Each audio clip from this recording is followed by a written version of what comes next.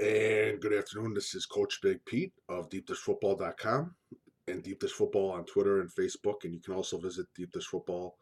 You can also email me at CoachBigPeteFP@gmail.com if you have any questions or comments or any of that. Just get that out of the way. Now, this is going to be sort of not a rant, but just things that I've observed, and just to let people know.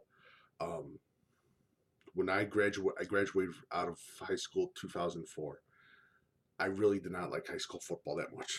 I was more of a college football, NFL fan. But these are just some of my observations that I made, and this is just it. This is something that's been really pissing me off. I'd say that I've also seen since I've coached, and it's some terms that have been used, and the way that uh, younger coaches have treated older coaches. I really think it's just absolutely stupid, and it has to do with some of the coaching stuff and what's going on too, and also the way the coaches have been treated by parents, especially championship winning coaches, the state IHSA title winning coaches, and stupid comments that have been sent to me, sent to my predecessors, and just have been talked about absolutely in a stupid way. So let me just start this. Um, one this main thing first thing is a lot of the younger coaches, I'd say under the age of 26, I just put it on Twitter, have not, most of them are great coaches and they listen, but some of them don't listen to the older coaches in their 40s, 50s, and especially 60s. And they act like they know everything. They I call them armchair coaches. I call them Madden coaches because some of them played NFL Madden and they think now they're a Hall of Fame coach, or they think that they got their special plays marked up, and it doesn't work when kids are coaching. That's just one of the huge truths that people don't want to talk about. You have to have these kids listen. You have to have these kids respect for you to run these type of plays, and they don't understand it, especially the younger generation. That's been bothering me because I've seen it with my own two eyes. Younger coaches not um, respecting most of the older coaches, and definitely not respecting certain older coaches that like to run the ball. When these younger coaches, all they want to do is fling, fling, fling, fling, fling the ball. And that's all it is to them. They think it's just a basic passing league.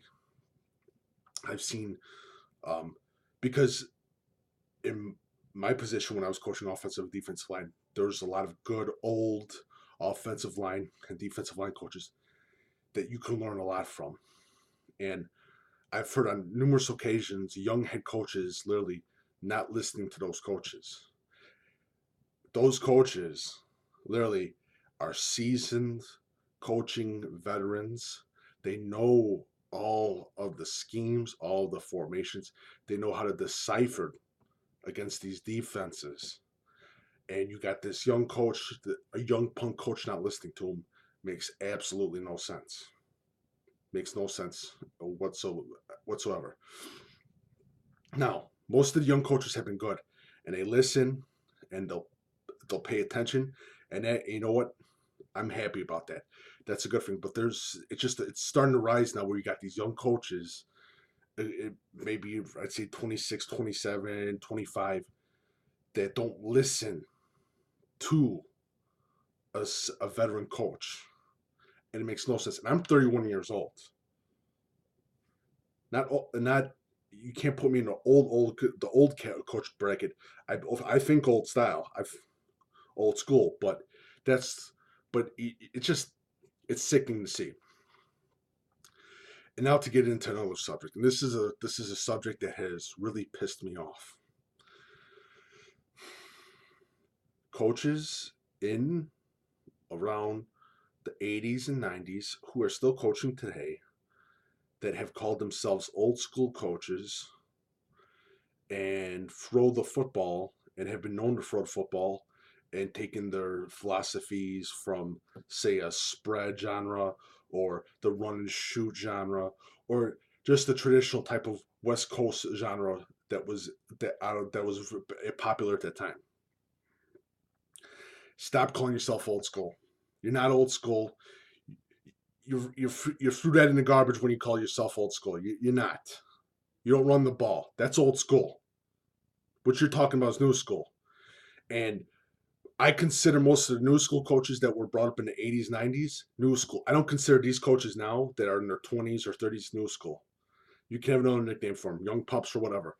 I consider those guys new. I consider those guys new school, and especially in the Chicagoland area, especially in the South Side of Chicago, and those Catholic schools in the Chicago Catholic League. In that, when those coaches retired in the 90s, and they gave you the flame, and they said, "Listen," and this was said to some of the private and public school coaches, "Don't f this up. Be for the kids. Be about the sport. Be about the team." And they retire, they leave, and you're out there in the 90s and the 2000s, and you're basically all you do is care about money and how much you can put in your pocket, in your wallet. What does that say? So don't ever call yourself old school. It's disrespectful. Simple as that. Just disrespectful. I'm sorry. So just don't say that. Another one, and this is one of my biggest, and this has been one of my biggest pet peeves. Old coaches, assistant coaches, and JV coaches and freshman coaches that are old, that have tried to give advice to young coaches, head coaches about recruiting, and said and told coaches, please don't say this. Please don't say this. You're going to hurt their kids' chances of recruiting. And they don't listen. They don't listen. They don't understand. And they don't even know the history of college football teams and who's linked to who. What coaching trees are linked to who. And you're talking shit to a coach, a college coach, and you're going to hurt your whole recruiting chances for your team because of you saying something stupid. Watch what you say and please listen to the older coach's advice on recruiting because you're killing yourself, especially when you're talking to a very popular and well-known college coach, retired college coach, and you say some of the dumbest shit ever said to him, and literally you don't understand why college coaches aren't talking to you anymore. And you were warned. You were personally warned, sir. You were personally warned by one of your staff members who's been coaching for 30 or some odd years to not say anything, and you don't listen. Come on. Be smart. Simple as that. Just be smart. That's all you have to do. And this is another pet peeve of mine. And this goes to younger coaches too, that are teachers at high schools, gym teachers or student teachers at that. And this is one thing that really pisses me off. When a Division III coach comes in and says, "Hey, can I talk to your kid?" And you know your kid's not getting any offers of D1, and you say he's a D1 player, he doesn't need to talk to you. Here, this is what the Division III coach will be nice and say, "Okay, bye. I'll talk to you later," and all that shit. You're a dumbass. You are simply an effing dumbass if you do that. And you tell Division III coach, "Yeah, he's a D1 player. He doesn't need to talk to you." Okay, yeah. Good job. Hey, Johnny Bag of Donuts over there. Slow down. Honestly, if I was a D3 college coach, I'd basically smack the shit out of you if you were to say that. Because you're not helping yourself. And you have some of these young high school coaches now that think they're the next big, they're going to go into college, they're going to coach college football, but they don't know what it takes, and they don't know what the work ethic is for a college football coach. And literally, they'll try to act like they're big and hard shit to the college coach, and the college coach is like, "Yeah, okay, whatever. Yeah, slow down there, buddy. Okay, just can I talk to your kid?" And you say, "Oh no, he's D1." And some of you actually think that there's no connections between D3 coaches, JUCO coaches, the D1 coaches. And you literally do not understand that. And that has happened numerous times in this state, especially in the northern area of Illinois. Numerous times where you have not been very nice to a college coach, and it makes no sense on what you're doing. No sense. You're hurting your kids' chances of being recruited. Simple as that. And this is going to probably be the last. This will be the last one. As a college, as a high school coach, and this is one of my biggest. This is one of my biggest pet peeves. As a high school coach, I don't want you to talk to me and say, well, blah, blah, blah, this person never, he copied his offense and he did all this offense and all that other stuff. That's not his offense, that blah, blah, blah.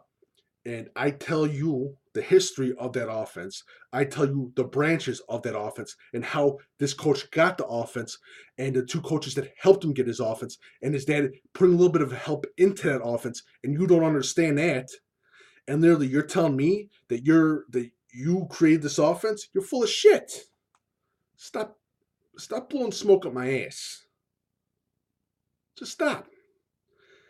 So that's the whole thing, is that some of these young coaches and some of these old coaches in their 60s and 50s and 70s, well, 50s and 60s, do not respect the game. They don't understand the history of the game.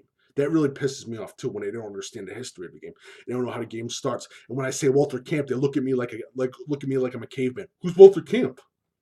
Or when I talk about different college coaches, and I talk about Ellsworth, and I talk about Eddie Robinson, and they go,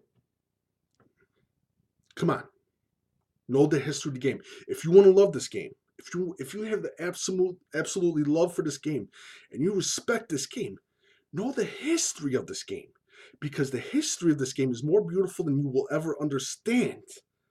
Simple as that. That's why when I know it pisses off some people, are pissed off, I put the hashtag blue collar football.